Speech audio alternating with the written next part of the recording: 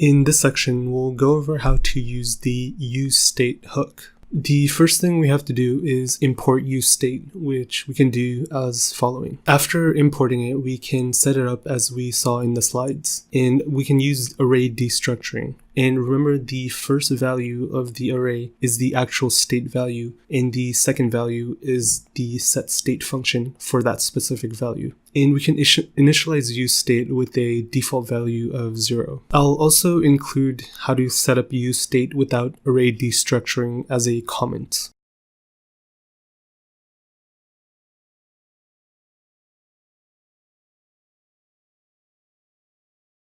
So let's just start off with a very basic example to see how useState works. We can create two functions that will either increment or decrement the initial value of 0. In our first increment value function, we can use setValue and then reference the state value and add 1. Remember from the slides, we don't have to use the this keyword or the state keyword. We reference the state and setState function directly.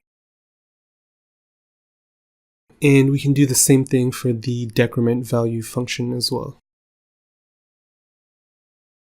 In our render method, we can create two buttons that will handle both these functions. And remember to pass in an arrow function to the onClick method of the button for each function.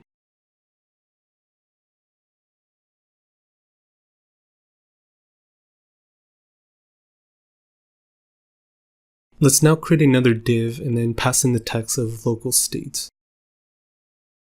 In the curly brackets, we can display our actual state to the UI. And remember to also add the const keyword before each function, since again, this is not a class. Let's now go in the header file and create a link to our hooks container, which we didn't do in the last section. And we can just copy and paste the code to save some time. We can now save our file and go to our browser to see if it's working.